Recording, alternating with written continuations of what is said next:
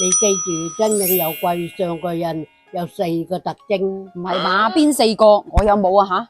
我話你知啦，第一樣有端莊口重，亦講就有貴氣啦。有句俗語，相由心生，言隨心表。一個人嘅外表神態同佢內心有關，而一個人嘅言行亦都會隨住佢所諗嘅嘢表達出嚟。所以話第一印象係好關鍵嘅，係和藹可親定係惡屎能登，都會決定你喺人哋心目中嘅地位。但係大家知唔知道嗱？其實面相都可以睇得出一個人有冇富貴嘅喎。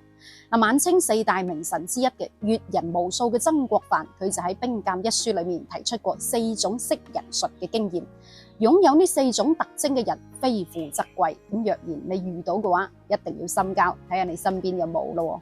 嗱，第一種端莊厚重嘅人就為之貴相啦。咁端莊唔係話要你衣着打扮有幾咁奢侈，而係要大方得體，舉止神情穩重唔浮誇，言語沉穩，亦都唔會到處咁炫耀自己有幾咁叻。遇事不逃避，難事不抱怨，穩紮穩打處理所有事情。咁呢一個就係端莊啦。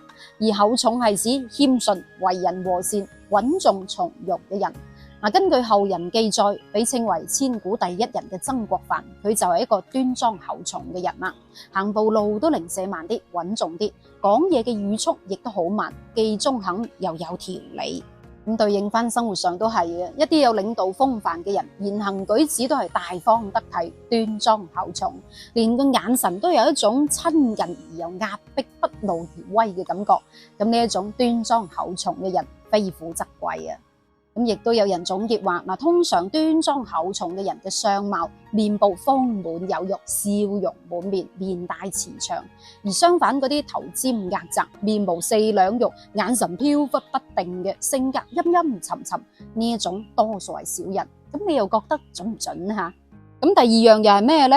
謙卑包容嗰位之有貴氣啦。即係點啊？即係話冇咁大鋪，要低調啲。呢一個好容易理解啦，即係話為人要謙卑，待人要寬容大度咁解。但係謙卑呢樣嘢又唔係個個做得到嘅，因為現代人都有個通病，就係虛榮心強，中意顯擺，中意攀比，條件好啲嘅就買車買樓，穿金戴銀。其實咁樣唔好嘅，因為過於張揚嘅話，反而會招來他人嘅仇視。譬如話西晉首富石崇富可敵國，生活奢靡，佢仲同晉武帝嘅舅父鬥邊個有錢，咁結果風光一時，結局好淒涼。又譬如話三國時期嘅孫權、曹操、劉備、司馬懿，佢哋都係謙卑包容嘅人。真正有料嘅人係好謙卑、好低調嘅，既可以賞識人哋嘅優點能力，亦都可以包容人哋嘅缺點同埋錯誤。呢啲人去到邊度都咁受歡迎。相反嗰啲吹水唔抹嘴、有心胸狹窄、好計較嘅人，人緣就差好多啦。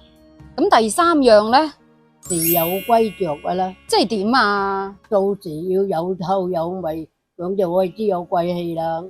是有規著嘅人係指嗰啲做事腳踏實地、有始有終、有計劃、有條理、有責任心。你叫佢辦事，佢會辦得妥妥當當嘅。咁樣嘅人想唔富貴都幾難啦，係咪？曾國藩喺家書裏面曾經提過，佢希望為國家辦事可以做到不苟且、不懈怠、盡職盡責。佢認為人嘅成功同埋福相係嚟自於持之以恆嘅努力，呢一個就係事有歸著嘅體現啦。呢一個唔單止係工作態度，亦都係一種生活嘅哲學。咁相反嗰啲齋講唔做啊，紙上談兵嗰啲，何來貴相可言呢？係咪？咁第四樣又係咩呢？心串際密，咁就有貴氣啦。即係點啊？有格局噶啦。至於心存際密，我都認為係一個格局嚟嘅，唔係淨係諗住自己，仲會關心別人、關心社會，心懷善良嘅心，樂善好施，關心自己以外嘅人同事，幫助他人。好多人唔明白貴氣點解會同外界有關嘅呢？有句說話，窮則獨善其身，達則兼濟天下。如果個個都好似嘰嘰咕嘰嘰咁樣嘅生活態度嘅，何來和諧嘅社會呢？係咪？真正有貴氣嘅人係會用格局嚟凸顯自己嘅氣度。咁呢一種格局包括樂善好施，幫助有需要嘅人。正所謂種善因得善果啊嘛，咁樣嘅人必定有富貴相啊！所以話相由心生，想要成為一個有貴氣嘅人，先改變自己嘅心態，心態改變咗，富貴之氣就會跟住嚟噶啦。咁正所謂命自我立，福自己求啊嘛，係咪？好啦，到最後又輪到你發揮，正話講嘅4種特徵，你又有邊一種呢？你身邊有冇呢4種特徵嘅貴氣嘅人呢？留言分享下，我哋下一期再見，拜拜。